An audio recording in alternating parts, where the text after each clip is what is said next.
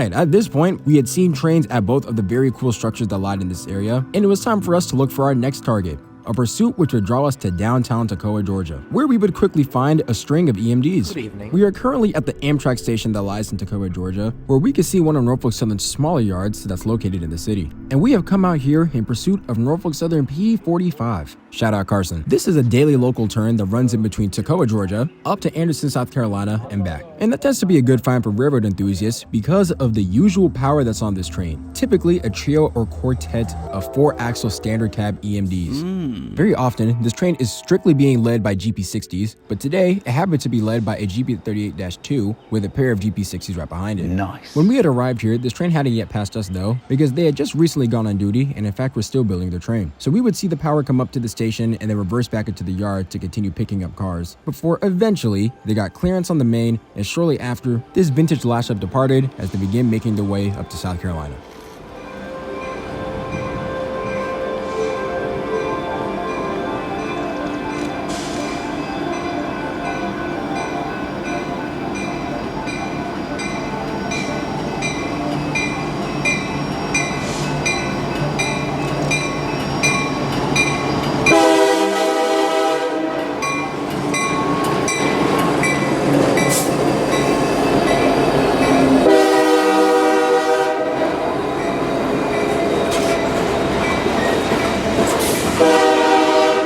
And intending to get as many head-end shots of this thing as we could, we immediately left the Amtrak station and began pushing towards South Carolina. Well, unfortunately, P45 here would happen to be stopping. And before we could even find the tail end of this train, we happened to find one of the first trains that it was stopping for. Norfolk Southern 243, the southbound counterpart of that 242 that we had seen earlier, making its way towards Inman Yard.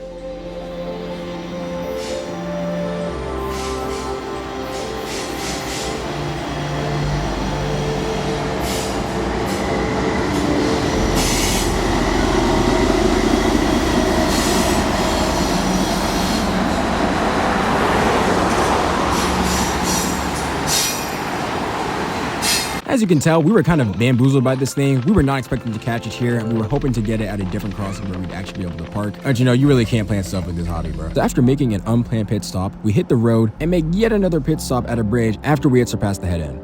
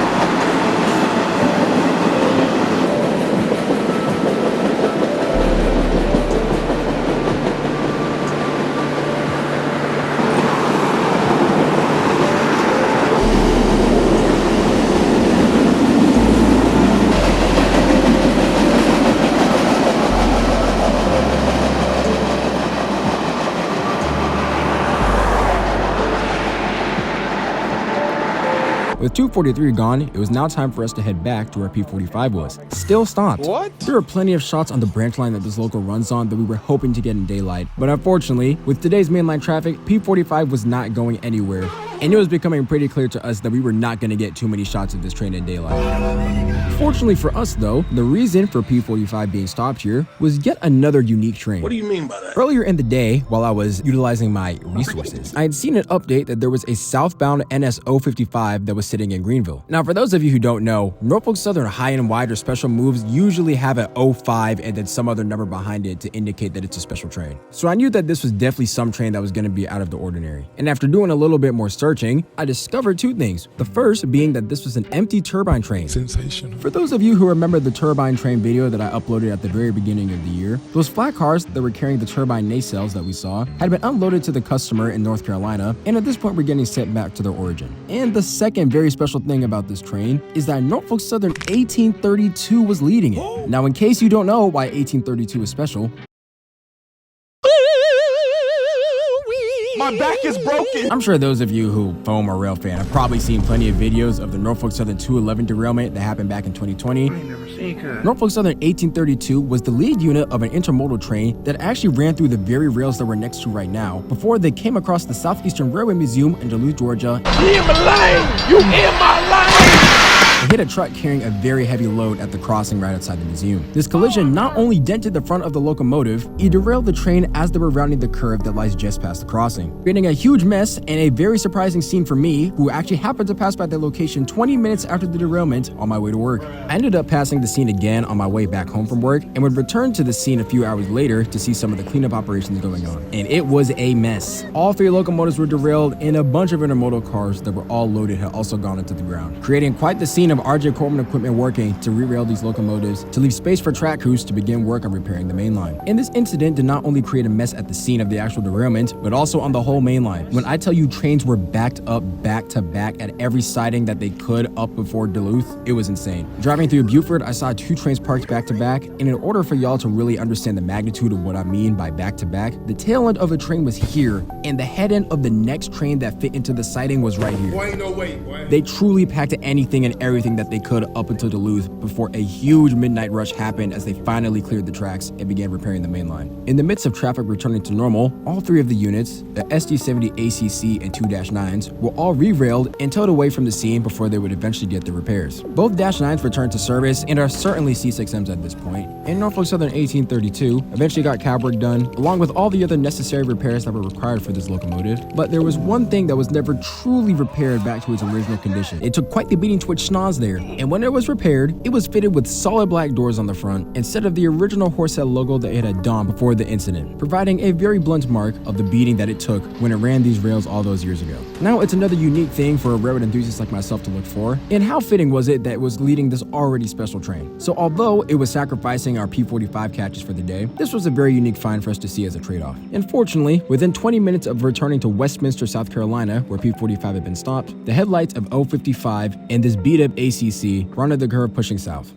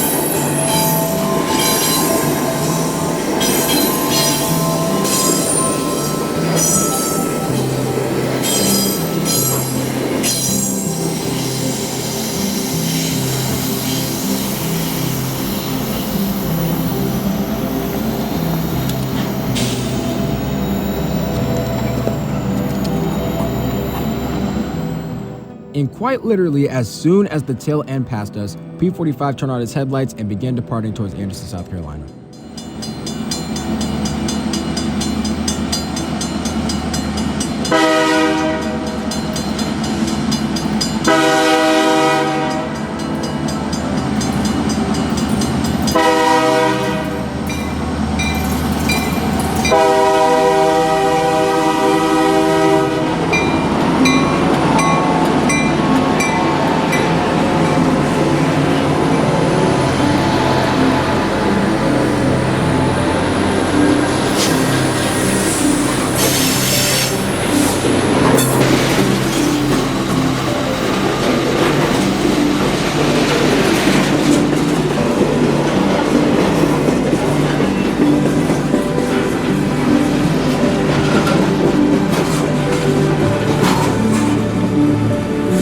As you can tell, light is beginning to fade, and with it, the range of spots we could go to. So from Westminster, South Carolina, we started pushing back south, and actually ended up beating 055 back at the Amtrak station where we had originally seen P45 depart.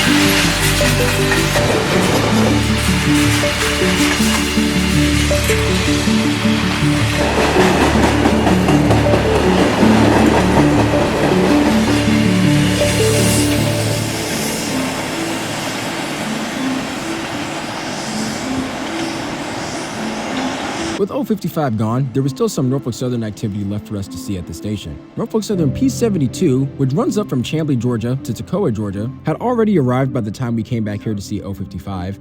And 20 minutes after the tail end of 055 had left, Norfolk Southern 240, heading up to North Carolina, came racing by the station with a duo of BNSF Vivos.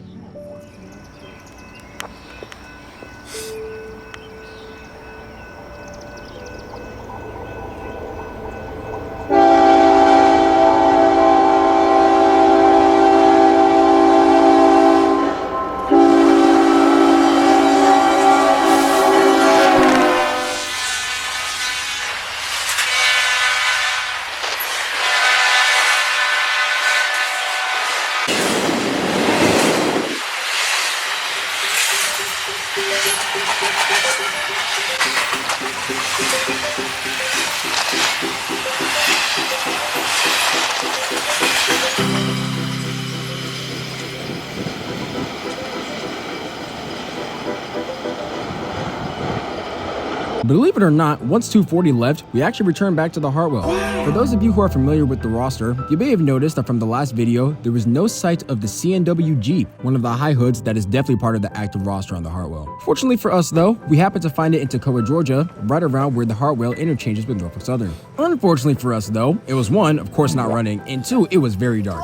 But hey, it was cool seeing this unit once again, and hopefully the next time I come back to the Hartwell, I'll be able to catch it running. Anyways, now that it was basically nightfall, it was time for us to start really making our push back home. Before we did though, we happened to catch 055 once again back in Beaufort, Georgia.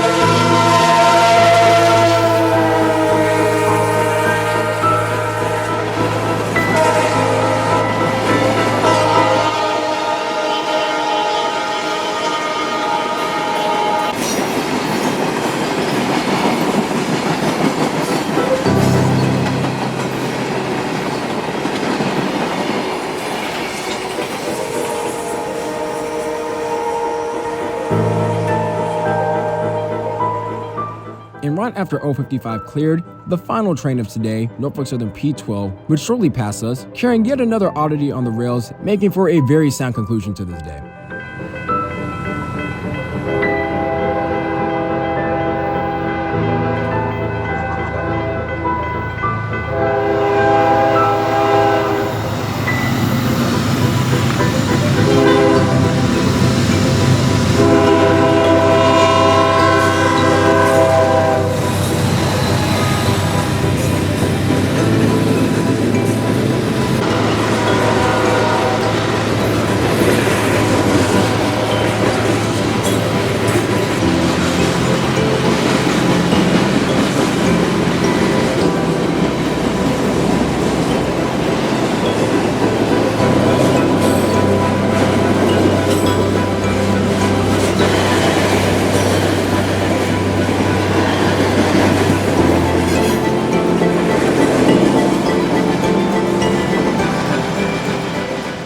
There we have it, my squad, the completion of my day chasing the Hartwell Railroad and eventually finding some of the very cool structures and operations up in North Georgia on the Greenville district. If you haven't seen the Hartwell video, feel free to go back and watch it. Make sure y'all purchase the Falcon phone immediately. And until next time, my friends, God bless. I will see you soon out on the high iron.